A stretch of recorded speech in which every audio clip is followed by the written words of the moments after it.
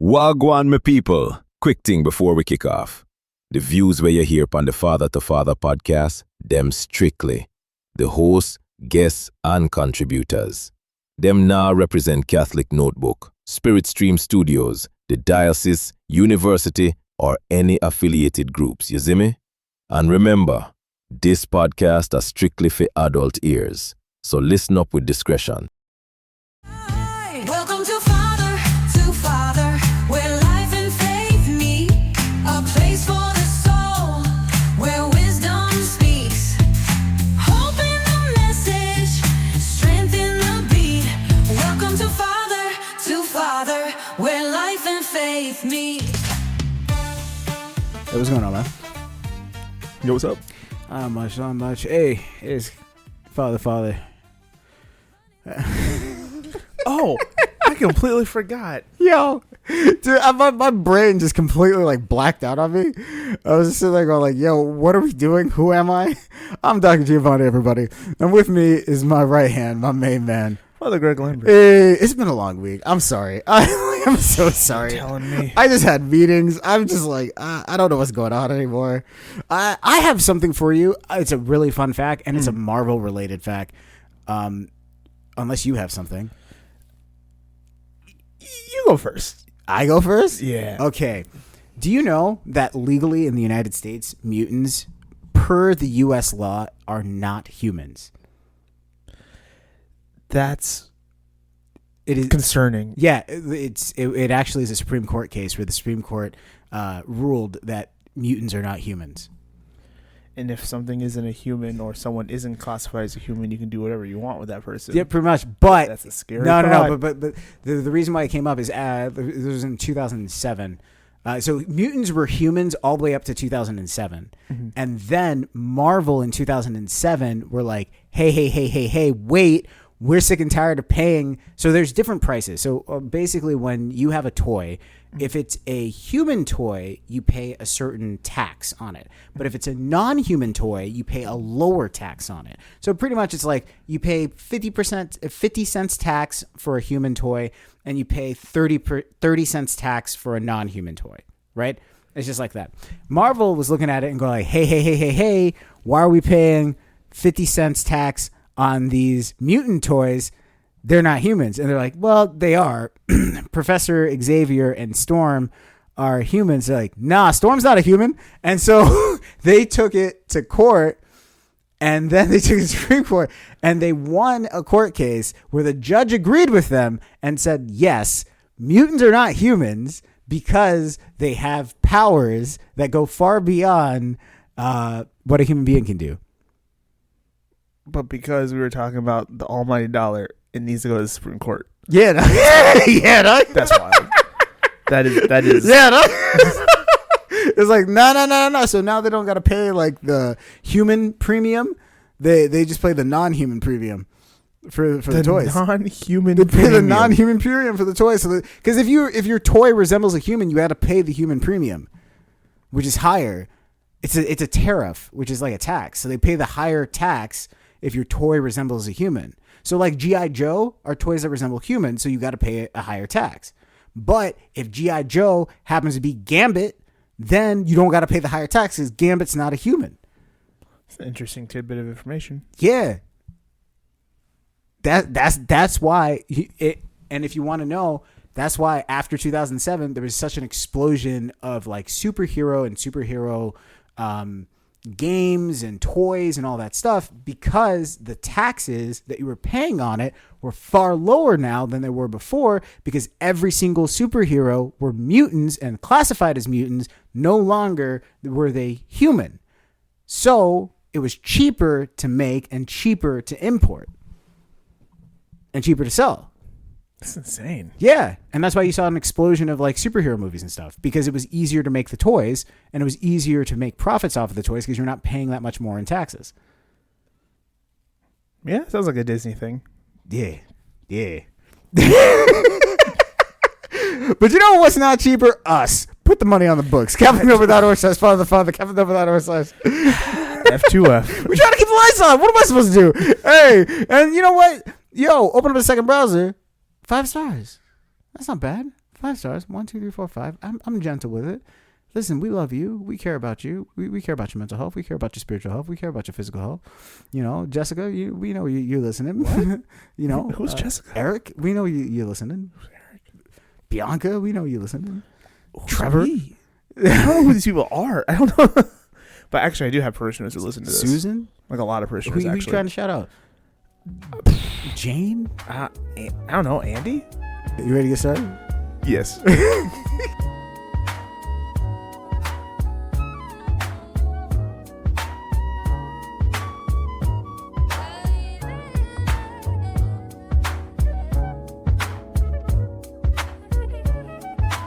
Yo, Father Greg, Dr. G, what's good? I know it sounds weird, I know it's misunderstood. The story's wild, yes, out there, no doubt. But just lean in close, just hear me out. My name is Tyler. I'm 31. My girlfriend's 29. We've been together for 4 months now, and we're still trying to figure each other out and find what feels important. A little thing about me, I love cooking. I watched The Bear, and then I went and bought Japanese knives, and I never looked back. Okay. I don't know. It was one of those things where I just started taking to it.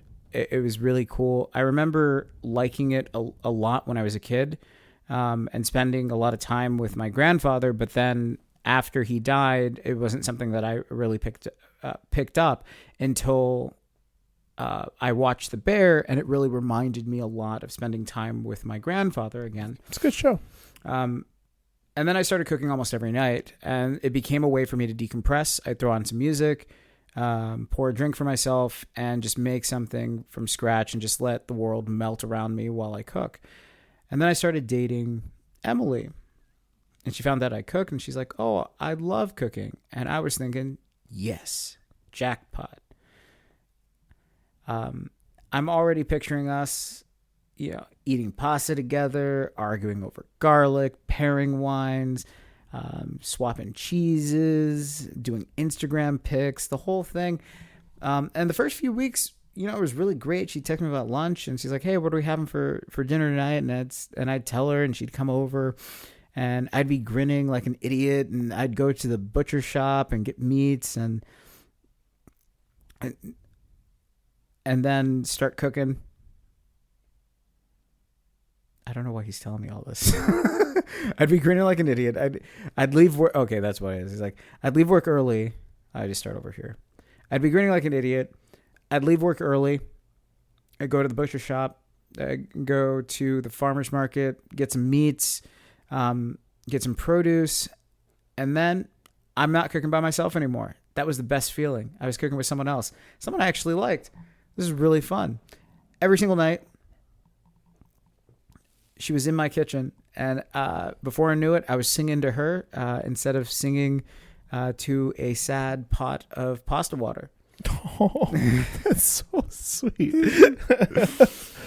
And then one day, she just lifted up the pot and said, you didn't season it yet, right? And I said, nope. There it is. There. I was wondering when the shoe was going to drop. This is so nice. She's just like, you didn't season it yet, right? And I said, nope, not yet. And she said, good. Can you leave me some out before you season it? And for the first time I thought she wasn't feeling well.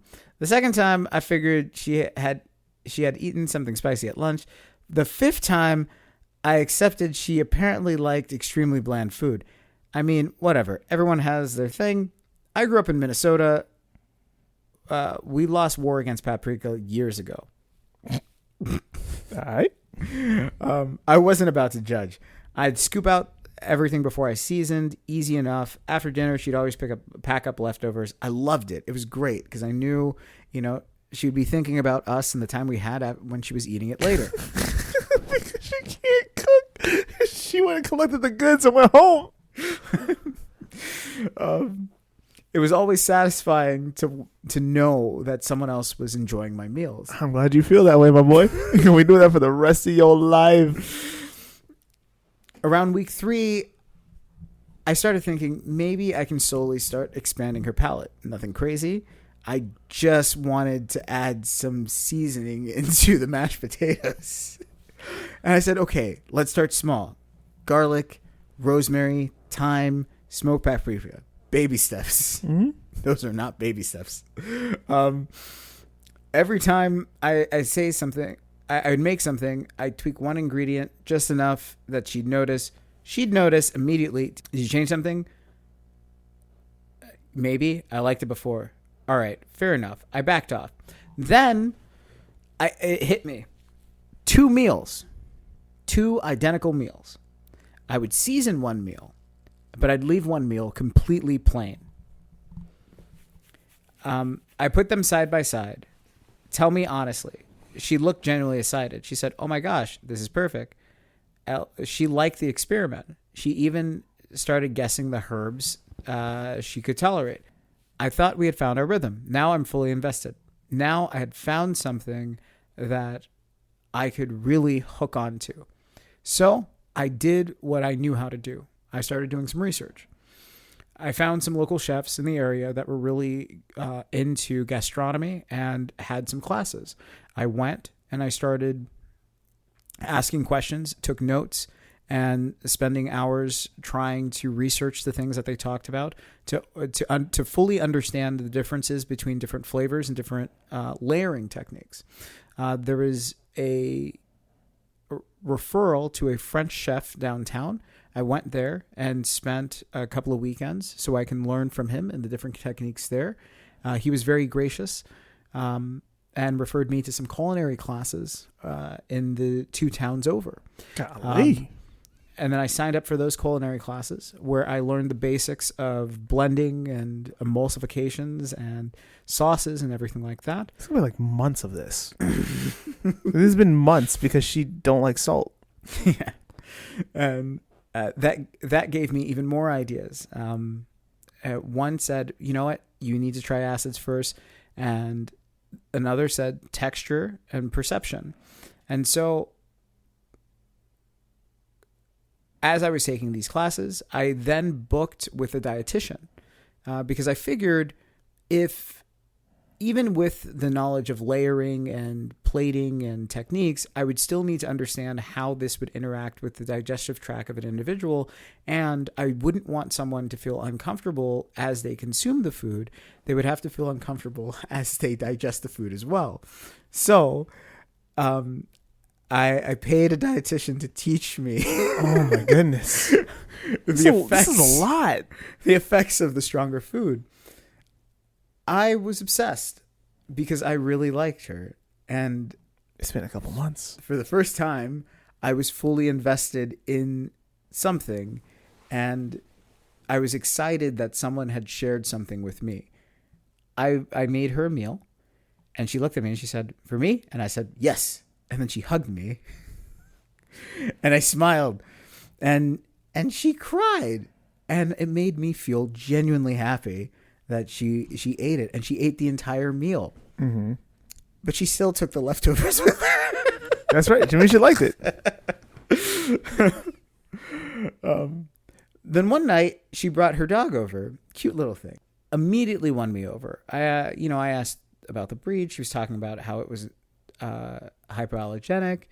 I have no idea about dogs, and she was going on and on and on about it. And she just said, "Oh, the dog's name is Steve." And I was like, "Oh, that's kind of cool." Dinner was almost ready. I plated everything, and without thinking, I grabbed the plain chicken and vegetables. Before I could say anything, she walks over, sets the bowl on the floor, and the dog starts eating. I stand there and I go, "What's happening?" And she goes, "What?" And it's like, "Why is your dog eating dinner?" And she's like, "What?" It's like, "The dog is eating your dinner." And she looks at me and goes, "Because it's his dinner." And I go, "What?"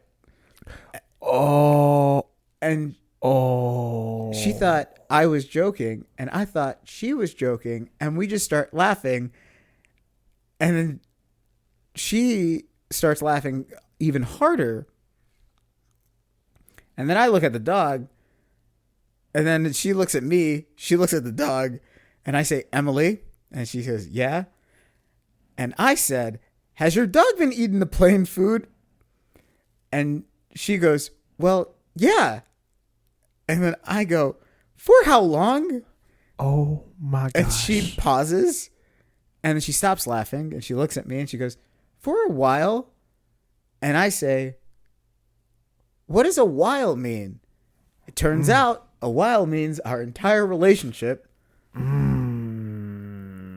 Every single meal. It wasn't for her. It was for the dog.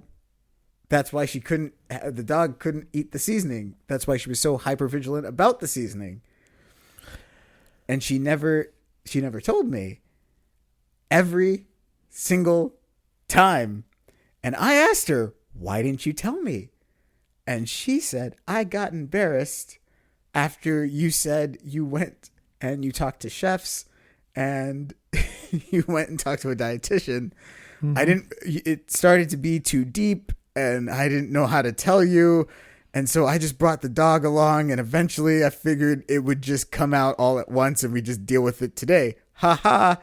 And she started laughing and I just exhaled and I said, can you all please leave?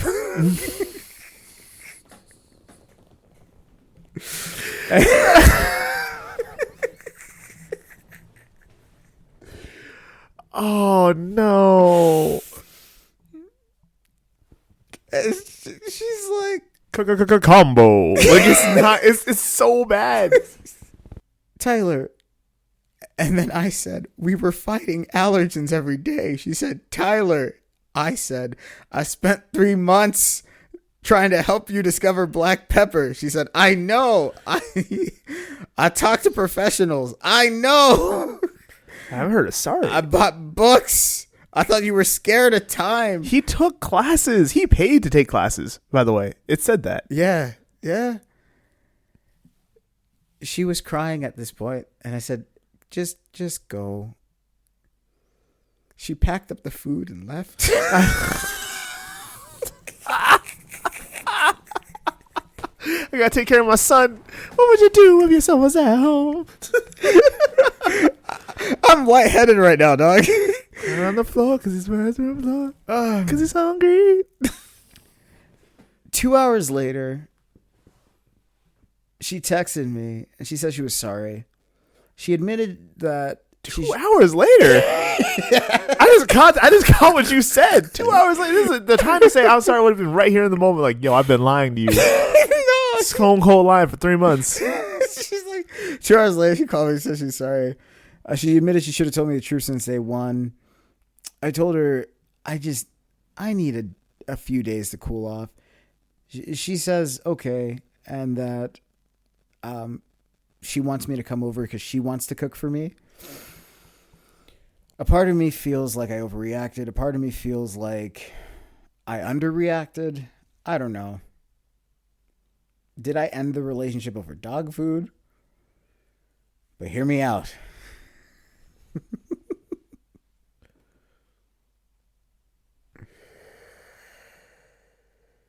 I didn't kick her out because she fed her dog. I kicked her out because she let me spend 3 months cooking for her dog.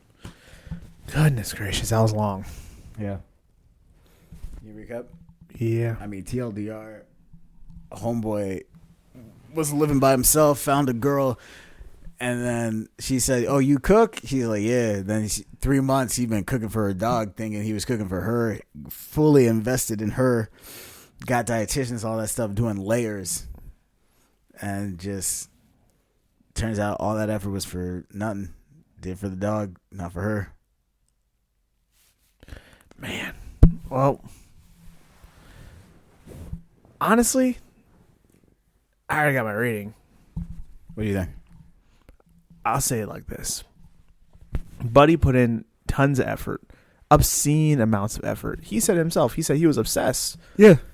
And he was obsessed not because I just want to impress her. He's obsessed that, hey, I really like this girl and I'm excited for what this can mean.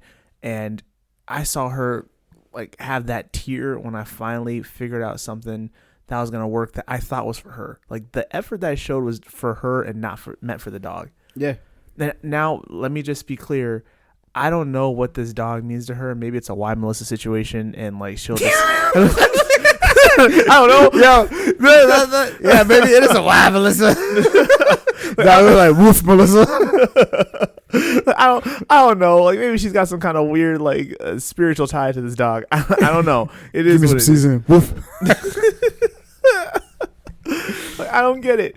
But like, yo, he put all this effort to show her how much she means to him and how much he's committed to trying to do something good for her and take care of her. Like his love language, it said in the very beginning, he bought these Japanese knives and he never looked back. This is something that he does with passion. Yeah. And the sad pasta thing, like I don't have to look into a pot of sad boiling pasta like that, like warms my heart. I'm like, oh, he's lonely. Like he wants someone who shares his passion with him. Yeah. And that's the guise that he was going into this. My issue is at any point she could have said, this is for my dog. Yeah. At any point, the conversation of, did you change something? Yeah, I did. I liked it before.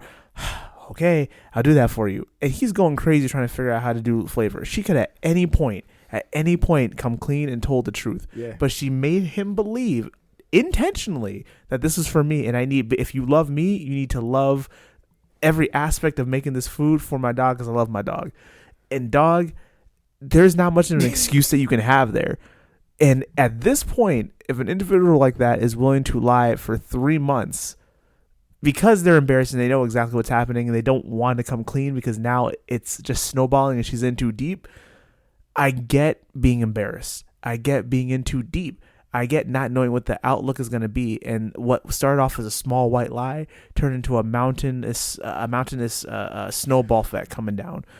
But dog, what else could an individual lie about and decide to use that as your transient point of, if you love me, you got to love the dog? What else do I got to love if I love you? Well, but okay, so here's my thing. I also understand an individual who's in too deep at a certain point. Like, yeah, of course. She also brought the dog as like, I need to end this. Like, she seems like a person who's like, I don't know how to end this. And so she brought the dog to kind of like, is it horrible? Yes. Is it horrible? Yes. I'm not giving her any excuses. Mm-hmm. I'm not giving her any excuses. I'm just watching the process as it happened. Oh yeah, we all are. So like, she brought the dog as like I don't like, this is consuming me so much. And I think part of it's consuming her so much. Technically, the dog's consuming it. Just so you know. But here's my thing.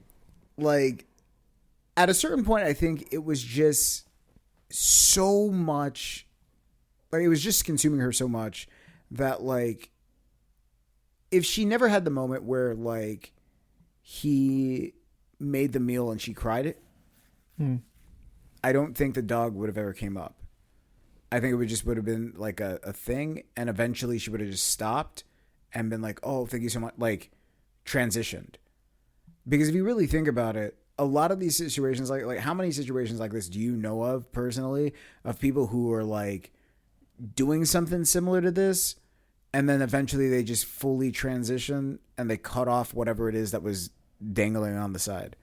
I mean, like that's basically what this is. Mm-hmm. Like if it wasn't a dog, and like, case in point, let me change this into a way that some of our viewers understand. Yo, guy started dating this girl. Good girl. Loves her to death. Realize she is good for him, and realizes that this is the type of girl he wants to be with. Only problem is he still has homegirl on the side. She's wild. She doesn't know. Good girl doesn't know about homegirl on the side.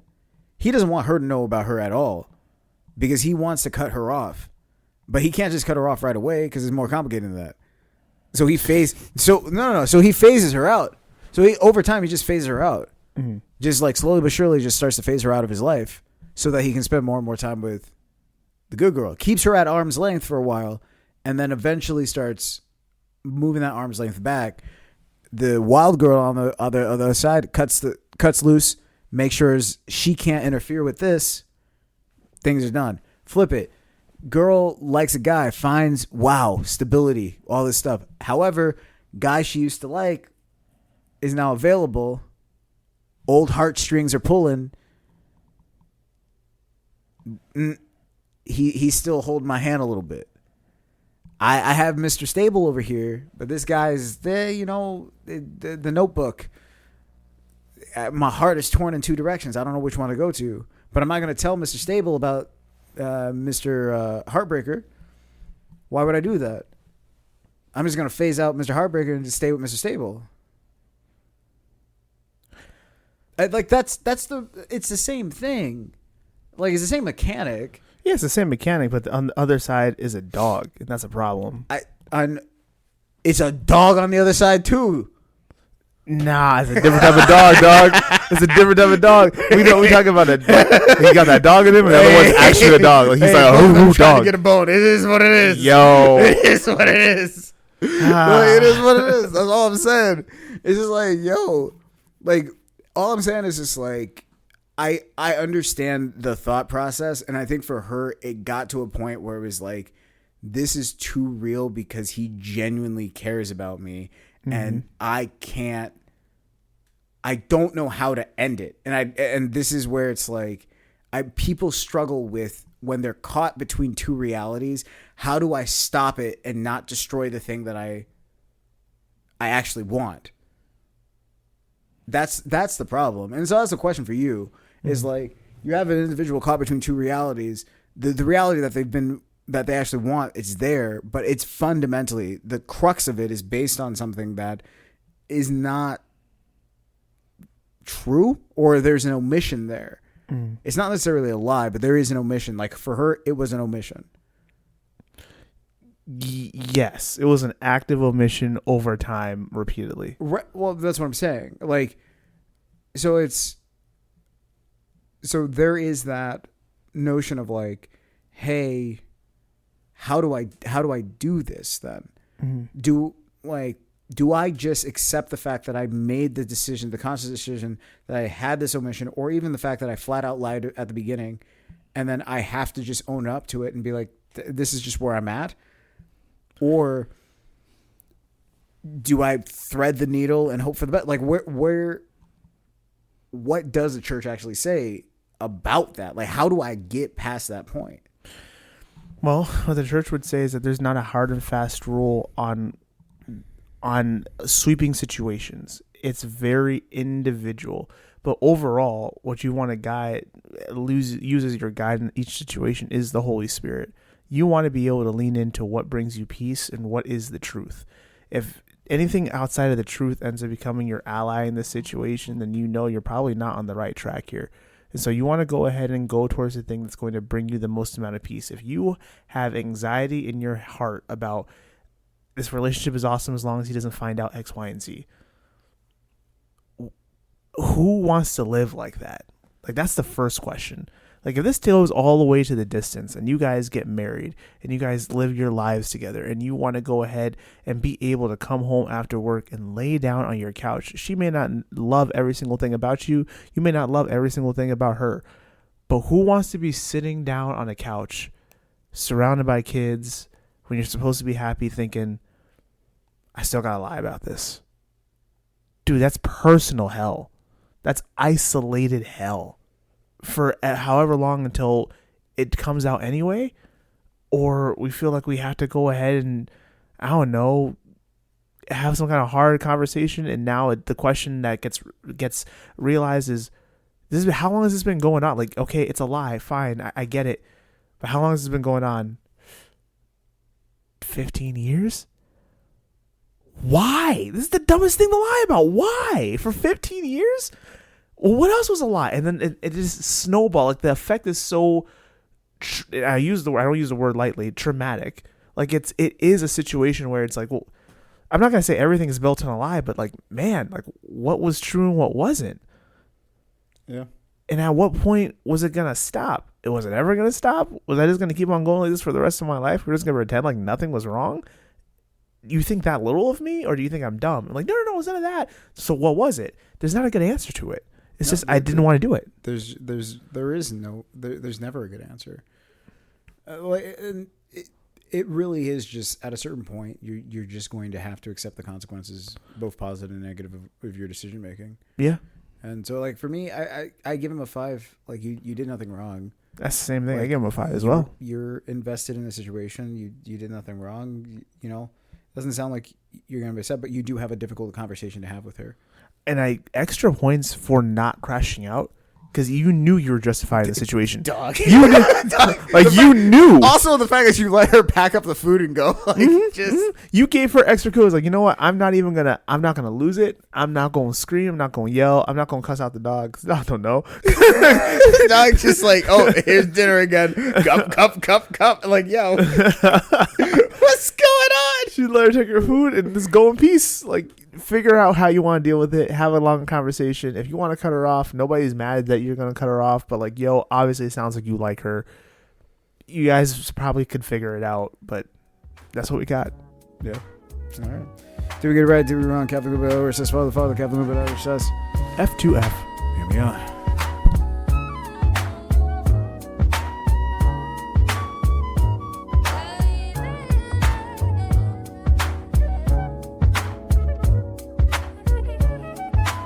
Yo, Father Greg, Dr. G, what's good?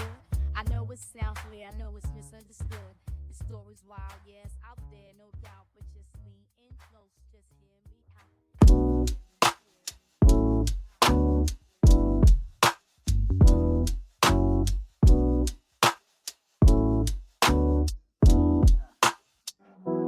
Back when I needed a man, all I got handed was traps. Said boy go be great, but gave me no pass, so I bled from the faith I ain't know I still had. Good advice don't come cheap, real ones rare and wisdom don't tweet. Now I walk through the dark trying not to repeat the same fake love that they handed to me. They come to me now like I know the route. Big bro, what's the play? Can you help me out? And I tried not to laugh, but I see myself back when I was broke, begging somebody else. Ain't no manual for this, just pressure and heat. You get burnt by the ones that you thought brought peace. Told my little man, don't believe what you see.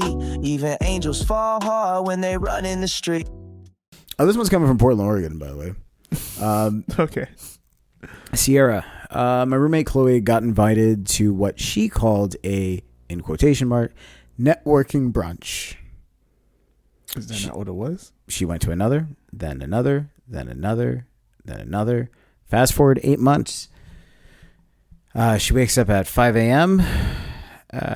Every morning, works out, stops drinking, pays off all her debts, got promoted twice, lost 40 pounds, started investing, started reading. Her apartment is clean. Her skin looks amazing. She started drinking water voluntarily. As opposed to involuntarily. I guess. Oh, boo boo. She's like, meanwhile, I look like an orphan. Oh. Don't say that about yourself. I honestly, I don't know what you look like, but don't say that about yourself. Now, every time I ask her what she's doing, she said the community has really changed my life. She invites me to events. Everyone is very attractive, suspiciously attractive. There it is. Everyone's successful. Everyone is nice. No one explains what the group does. One guy's last time I was there, one guy spent 20 minutes talking about mindset architecture. I still don't know what that means. Everything about this screams cult, but the problem is everyone is a functional adult, still plugged into their own communities and lives active lives. They're just really attractive now. Okay. How do I tell the difference between self-improvement and me just being paranoid that this is a secret cult? I was like, what? I'm waiting for the turn. Like, what's the issue? No, that's it. That's all she wants to know. How did I tell is this self-improvement or me being paranoid this is a secret cult? I think you're paranoid is a secret cult. Yeah, I think you're paranoid. This is a secret cult. I did not hear anything that said, "Oh, everyone's attractive, everyone's successful, everyone's really nice, and then when the bell rings, everyone sits down. Like I didn't hear that. Like you didn't say that. Like I didn't hear like, yo, on Thursdays you can't come. Like it's members only, and we gotta bring in the goats. Right, I'm like right. the goats. Like what? Like I would be concerned. It's like, oh, the bell rang and everybody pulled out a crystal, and like, or like, oh, everybody's wearing the same exact color, Exactly. like something like that. No. Like I thought she was gonna say like, yeah, she started going to one and another, and 8 months later she's pregnant. I'm like, yo, Exactly. And like, oh, she started dropping weight and she started, cleaning. I was like, oh, and her skin got better. Okay, she met someone there, most likely. nah, she just. It sounds to me. This is what it sounds like to me. It sounds to me that you and her were at the same level in terms of where your life was at, and then she decided, hey, I'm going to go to this group. Whatever this group is really doing, like this group doesn't seem like they're a group of people that have like a particular direction or whatever, but it truly is just like a networking group of people who are like, hey, we just want to get better. Yeah. We're just going to legitimately get better at stuff, and if you want to get better, we will help each other get better, which is a very rare thing to find, where you have just a tight-knit group of people who are like, oh, you're successful at this. It's what the old school aristocratic groups used to be, where like if you were an aristocrat, you would find another group of aristocrats, and then you would embed yourself there. And if you opened up a business, all the aristocrats would come to your business and buy from you. And if you made a mistake, what would happen is the aristocrats would all tell you, hey, we don't like this particular thing that you're doing. We don't think it's going to work out in your business. Modify this in your product. And then you would modify it, and then they would push your product out to their customers and their networks and their spheres, and they would continue to buy from you. If you chose not to modify it and not take their advice, they would just slowly stop buying from you. And the idea would be, hey, we're helping you improve because a lot of us have been here longer and a lot of us know what it takes to be successful. This isn't a do what I say or else. This is more of a, we want to be supportive, but we're not going to put our name next to junk. Right. So it's like that balancing act type of thing. I have a psychology question. Yeah. Is there a term or an idea, a turn of phrase for what happens when someone gets into a group of people who he or she deems as better than them or more complete? Their lives are more complete. Therefore, she starts to elevate herself based on who she's hanging out with. Yes. Kinda. Like what you're referring to is two things, because it's like it's environmental. Like you're referring to environmental influence, right? Because you're saying, okay, if you change the environment that the individual is based in, then that person naturally would increase because the environment she's placed in or he's placed in has now elevated that person. The bar has now raised.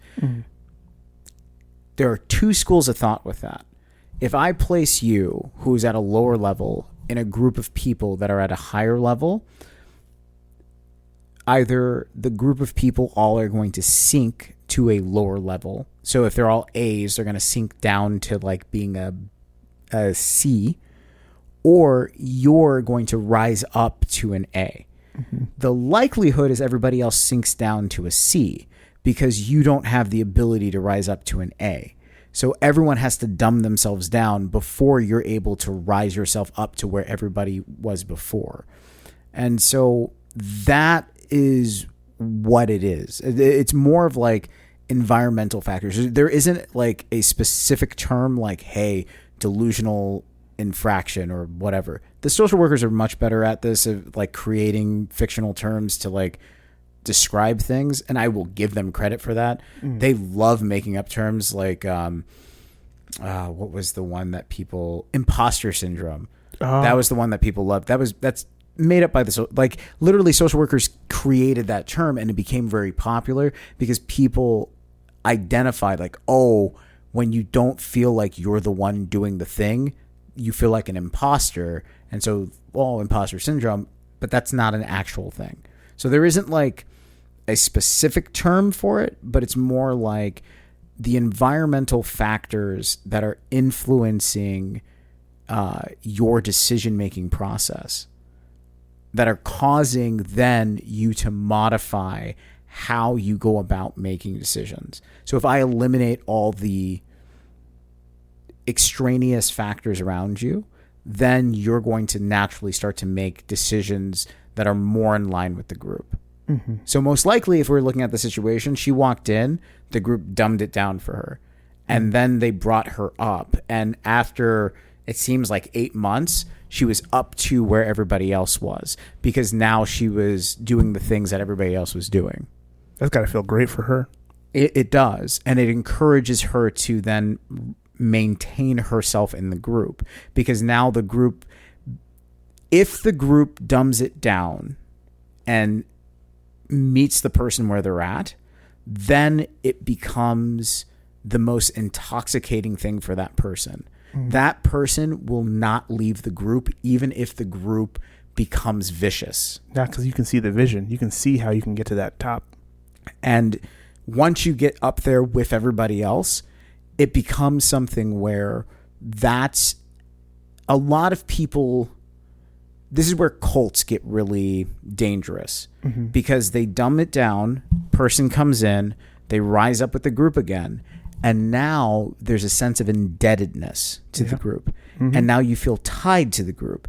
And the sense of guilt that turns into shame if you do something that takes away from the group. And taking away from the group can be something as small as, I didn't disclose something, to I didn't show up to a meeting because I felt sick. Like that type of thing. And so I can see where she was saying, like, it kind of feels cultish because people are so invested into it.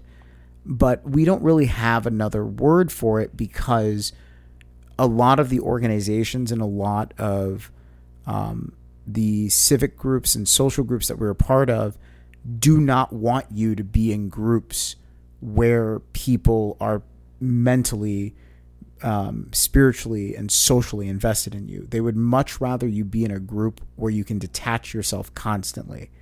They do not want you to have an identity through a group.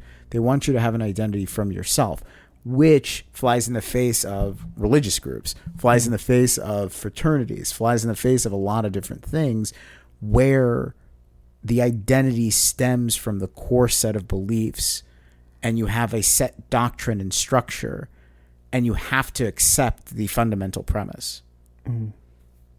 So I hope that helps. No, for sure. Absolutely. So in short, I mean, I don't think your friend's in a cult here. I don't think she's in a cult. She's just vibing. I think you should probably ask her about it, and then let her be passionate about the situation with you. Listen to what she says, and hey, maybe start going with her. Yeah, I think ultimately here you're mourning the loss of the fact that you had someone that could sympathize with you, and then all of a sudden it's not even all of a sudden, after 8 months, they just seemingly upgraded. They changed their life. Yeah. And you're looking at that and you're envious. But you're only envious because they changed their lives and upgraded. If they got worse, you'd have been like, yo, what's going on with her? Right. Well, and also you don't want to put in the work. You don't want to put in the work. Because if it was always something like super easy to do, you would have been like, all right, cool. I can buy some heels and change up my wardrobe a little bit. I could just do Ozempic. But she lost 40 pounds. She lost 40 pounds going to the gym at 5:30. That's more than Ozempic, my guy. And she said she drank water voluntarily. I'm like, what are you talking about? Like, ask her to carry around those Ozempic blow darts and just put it in a straw, and just every now and again it's just gonna zoom, and then you just get hit with one. Like, I'm not hungry anymore. What's going on? What the heck? Jeez. That's it. You ever ask for advice and they laugh at you, or worse, they give it with strings attached? I learned some people don't help to help, they help to hold you. So be careful who speaks over your soul, cause not every God told me came from God. Not every I got you means you're safe. Some just wanna wear your story like a chain. Good advice is a treasure map buried in pain. Real truth ain't loud, it don't chase fame. Now I write what I needed, tattooed in flame for the next lost soul walking out of that rain.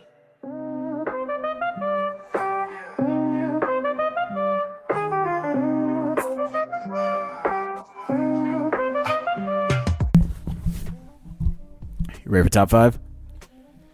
Yeah. This has been a banger of top 5. Everybody likes this. We got good reviews for top 5. People are upset that you didn't get it right away sometimes. They're like, oh, Father Greg is feigning. He doesn't really know that. Like, he knows it, but he's pretending like he don't know. I'm not out here living a wild life. I don't know what to tell you. You already know what it is. This is like Taboo. Remember Taboo back in the day, everybody? Taboo, where someone has a thing and you got to guess what they are. But there's words that you can't say in Taboo. Yeah, there are words I can't say here. I can't say what the things are. So it's the same thing. So this is top 5. Top 5 phrases a woman says before spending money she already decided she was going to spend. So much. There's so much venom in this question. Hey, this is coming from the Captain Over Cruisers team. They because we went back and the fans are like, hey, yo, we got top 5s. So the Captain Over Cruisers team is like, say less, fam. Say goodness. less. So the top 5 phrases a woman says before spending money that she already decided she was going to spend. All right, so this one, okay, the amount of money she spent on it was so much money, but it's an item that, like, realistically, it's not going anywhere. Like it's got a long-term shelf life in the household. Yeah. Like it's gonna pay for itself. What would she say? I mean, we've been saying that we wanted this for a long time. No. Think more financially. It's fine. I'll just ask my parents for it. No, but ironically, that's number 2.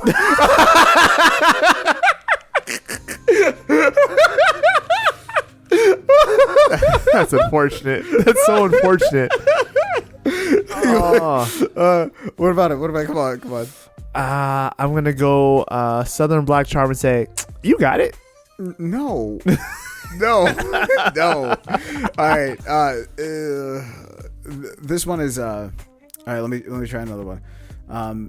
That one was number 3 and it was, honestly, this is an investment. Oh, Yeah. This is number 4. This is something a woman says all the time where, like, she always buys new clothes, but then she looks at it and she goes, you know, really? I don't have any clothes. Yeah, but, like, what's the other variation of that? She's like, I don't have anything nice. no, but, like, she never, like, she doesn't buy it for you. She buys it for, Oh, I never really buy things for myself. yes, there we go. Ah. Number 4. If you want to take a shot in the dark, this don't even think about it. Top 5 phrases a woman says before spending money she already decided she was going to spend. Just take a shot in the dark. You know this. Take a shot in the dark. Don't think about it. just don't think about it. I don't do things without thinking. Just don't think about it. Fine, let me help you out. I can't think about not thinking. Like, whatever. Let me just help you out. Think about your sister-in-law. Is this supposed to help me? Yeah, it's gonna help you. All right. What would she say? Like, if she already decided she was gonna spend the money, what would she say? She was gonna say she wouldn't say anything. That's number 5. That's number 5. Nothing said. I just bought it. The bill's gonna come when it comes. Yeah, it is. I just bought it. All right, number 2. Come on, man. Just don't think about it. Treat yourself. There we go. All right. Number 1. That's number 1. What is number 1? Oh, okay. Hot girl summer. No. I don't know. No, sorry. That treat yourself is number 1. Sorry. Treat yourself number 1. Number 4. Number 4. I I don't know. I'm celibate. I'm trying to figure it out. I don't live with women anymore. It's great. Nobody spends my money but me. It's like if they try to spread the cost out, like what do they say? We can put it in installments. If you spread the cost out per wear, it's basically free. That's girl math if I've ever heard. If I ever heard. Spread the cost out per wear. It's basically free. But you didn't rent it. You bought it. Yeah. All right. So let's do the next one. Okay. The reason why this one, you could tell this is our listeners. The reason why top 5 reasons someone buys 3 bananas instead of 1. It was a sale. Nah. They come in a group. Nah. They'll get lonely without each other. That's number 1. Are you serious? Are you serious? That's number 1. We are an unserious group of we're an unserious generation, my guy. They will get lonely by themselves. That's number 1. Go ahead. You think about these way too hard. I really do. Don't think too hard. What's the prompt again? Top 5 reasons you buy 3 bananas instead of 1. They need a friend. They're lonely with each other. That's number 1. Save another one for a rainy day. That's number 2. Oh my gosh. Just in case I get fat on this one. That's number 3. Yep. What's wild to me is I still buy clothes and think I'm like, oh yeah, I just get this shirt just in case like I grow into it. I'm like, I'm 30, about to be 32 years old. I ain't growing. I'm not growing taller. So you buy 3 bananas, you're like, yo, just in case I get fat on this one, I gotta save. Well, we're gonna grow sideways, not vertically. Got a second banana for fatness. Oh my goodness. Yo, what's number 4? One for my best friend. Nah. That's foul. Out of all the things we say, we need a friend, but not for anybody else. Nah. The last one, last 2. 3 feels more adult. What? Yeah. And if I buy 1 banana, the last one is facts. If I buy 1 banana, people think I'm struggling. All right. Top 5 sentences that a man says before doing something that requires medical insurance. Hold my beer. Number 1. Yep. Go ahead. Hey guys, watch this. Number 2. Go ahead. It's not that big of a deal. I can do that. Number 5. Go ahead.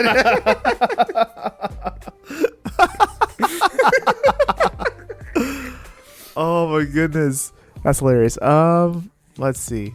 Tell me the prompt one more time. The top 5 sentences a man says before doing something that requires medical insurance. I've always wanted to try this. Number 4. You just need 1 more. Oh man. Clear the board. How about I'm gonna break the record. What? I'm gonna break the record. No. Really? That's actually a pretty good one, but no.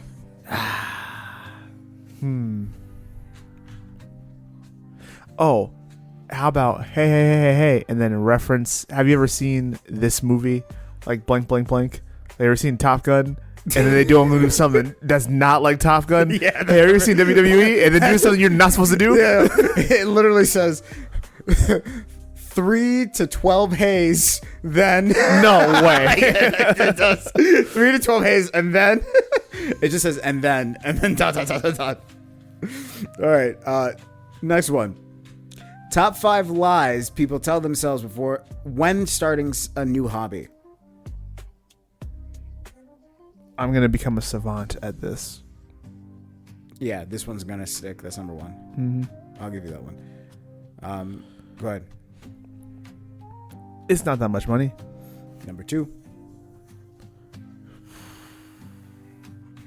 Oh, I know exactly who this piece of art or thing is that I've created is for. It's gonna be someone's Christmas gift. Number 3.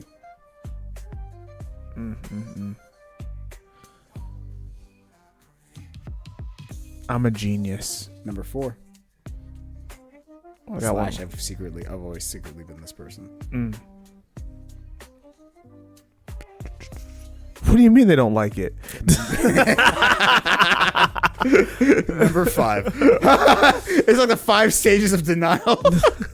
Oh, jeez. Oh, jeez. Okay. All right. One more and then we'll get the hell out of here. Let's see. Top 5 signs your grandma's about to say something unhinged. Well, No. really? No, it's not. That must be our generation thing. That's just our generation thing, dog.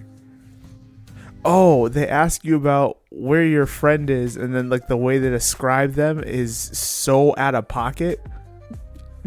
Hey, where's your friend with the pink hair that does the things at Iowa City? Yo, hey, yo, where's your best friend that he's too big and his shoes squeak when he walks? Like, what? They'll be like, hey, where's your friend with the tomato body that eats tacos sideways? You're like, what?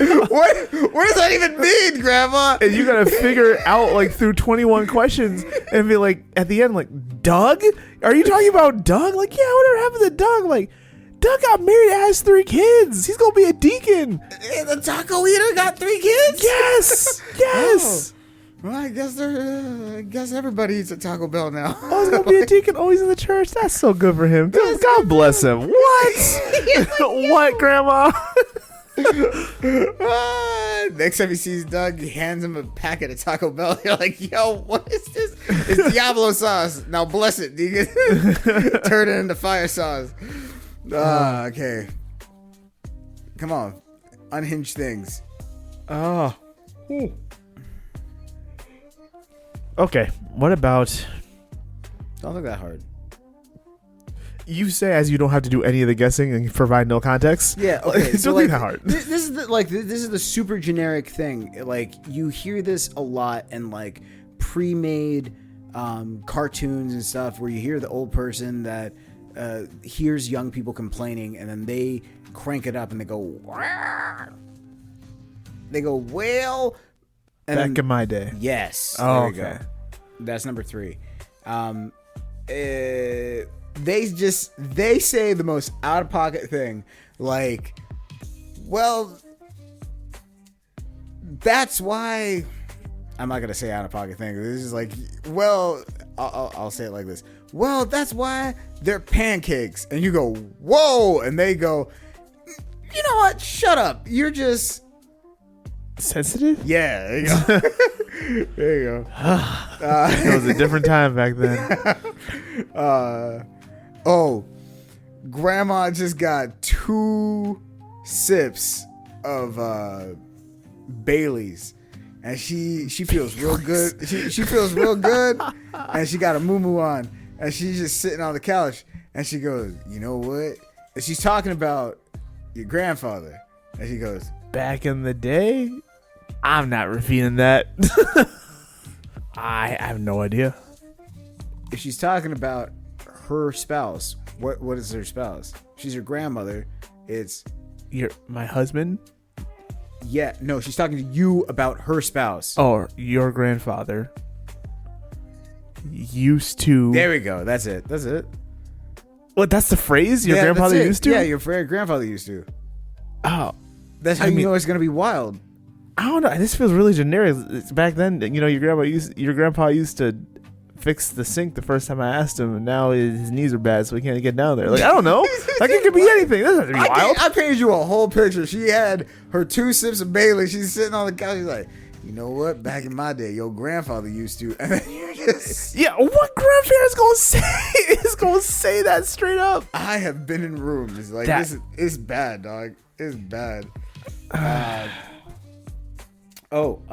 Here's the last one. Here's the last one, where everyone's quiet. It's already a tense meeting or like a tense confrontational thing. People are kind of coming down from it, and then they stand up and they go, I have something I want to say. Oh my goodness. Oh my goodness. Oh my goodness. I would have also said, I probably shouldn't be saying this, but That's an honorable mention. oh yeah. Well, that's all the time we got today, folks. Hey, for all of us here at Spiritual Studios, we love you. You're very special. Go forth and bear good fruit. We out. Where life and faith Father to Father is a production of Spirit Stream Studios. All rights reserved.